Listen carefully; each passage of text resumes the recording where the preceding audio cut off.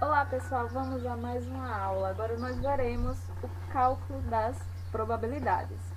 Nós vimos anteriormente alguns conceitos, algumas definições, agora iremos propriamente ver como calcular probabilidades e aplicar estes conceitos. Okay? Inicialmente veremos a definição de como podemos fazer esse tipo de cálculo. Quando num fenômeno aleatório com espaço amostral finito, considerando que todo evento tem a mesma chance de acontecer, a probabilidade de ocorrer um evento é indicado por PE entre parênteses e vai ser igual à razão entre o número de elementos do meu evento e o número de elementos do meu espaço amostral. Observando sempre o que? O meu experimento ou o meu fenômeno tem que obedecer às condições de ser um fenômeno ou experimento aleatório e, além disso, o espaço amostral deve ser finito. Considerando a condição, uma das condições principais é que o evento tem que ter a mesma chance de acontecer. Okay? Então, o cálculo da probabilidade vai ser bem simples. Basta fazer a razão do número de elementos do meu evento pelo número de elementos do meu espaço amostral. Okay? Vamos a alguns exemplos. Exemplo 1. No lançamento de um dado não viciado, determine as seguintes probabilidades. Como a condição aqui é um dado não viciado, observe que nós podemos aplicar a definição, tendo em vista que há a mesma chance para os elementos do nosso evento estar ocorrendo, ok? Então, a alternativa A nos pede o seguinte: para determinar o evento E de um número primo, certo? Então, vamos considerar primeiro o nosso espaço amostral. Nós já vimos em exemplos anteriores que o nosso espaço amostral vai ser formado pelos números naturais de 1 a 6. Portanto, o nosso espaço amostral terá quantos elementos? 6. Então, agora resta apenas observar quem é o nosso evento, quem são seus elementos e determinar a quantidade deles. Observe o seguinte: o evento a condição é que ele seja formado por um número primo. Então, lembrando a definição que o evento ele será um subconjunto do meu espaço amostral. Portanto, o evento ele terá que ter elementos que pertencem ao espaço amostral e ele será menor ou igual ao nosso espaço amostral, tendo em vista que é um subconjunto. Então, observando que entre os elementos do meu espaço amostral, vou escrever aqui só para a gente retomar e lembrar que nosso espaço amostral vai ser formado pelos elementos 1, 2, 3, 4, 5 e 6. Esses elementos são os elementos que estão contidos no nosso espaço amostral. Então, entre eles, nós vamos identificar os que pertencem à condição E. Observe, um número primo. Pela definição de número primo, observando os elementos do nosso espaço amostral, nós temos que os únicos números primos que pertencem ao nosso espaço amostral são 2, 3 e 5. Tendo em vista que, pela definição de número primo, um número será primo quando os únicos divisores que ele tiver serão 1 e ele mesmo. Então, os únicos números que obedecem a essa condição são esses: 2, 3 e 5. Ok? Portanto, o número de elementos do nosso evento será 3.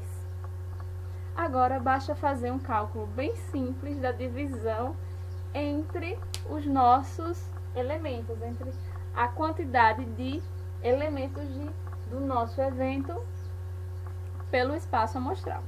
Então, fazendo a razão, nós teremos que a probabilidade de ocorrência do evento E será igual ao número de elementos do evento E dividido pelo número de elementos do espaço amostral. Vimos que NE vai ser igual a 3, dividido por NS, que é igual a 6. Observe que nós temos aqui uma fração. Existe algum fator comum que nós podemos usar para simplificar esses elementos? Existe. Então, o fator comum que nós temos aqui é 3. Porque podemos dividir tanto 3 quanto 6 por 3. Fazendo as divisões, 3 dividido por 3 nos dá como resultado 1. 3 dividido por 6 dividido por 3, nos dá como resultado 2.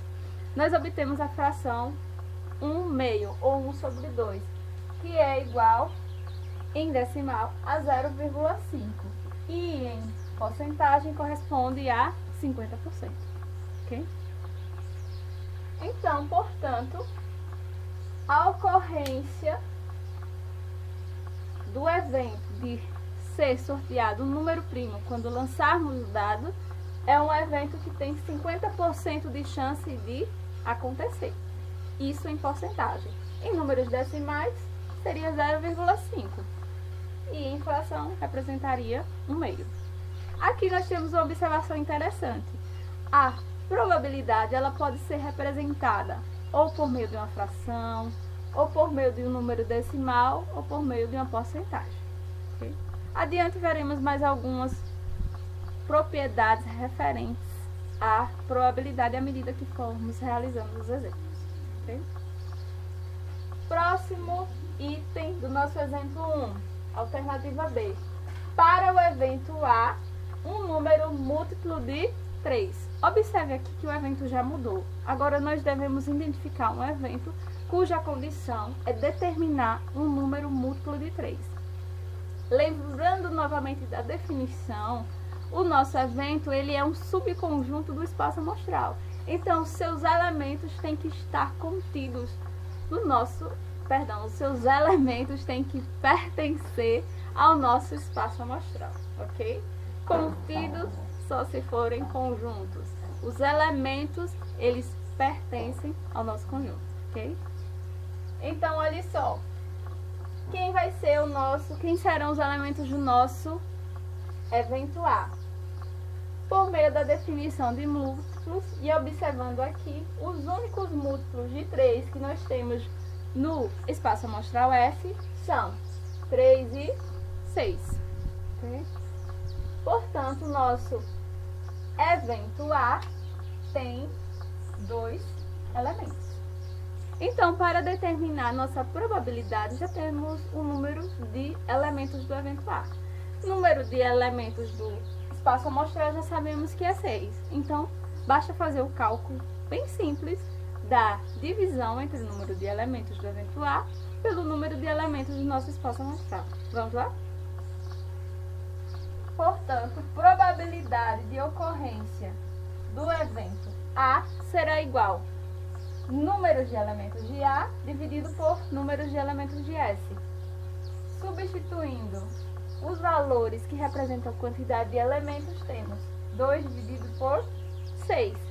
Aqui temos novamente uma fração que nós vamos verificar se tem algum fator comum entre eles. Nós temos 2 e 6.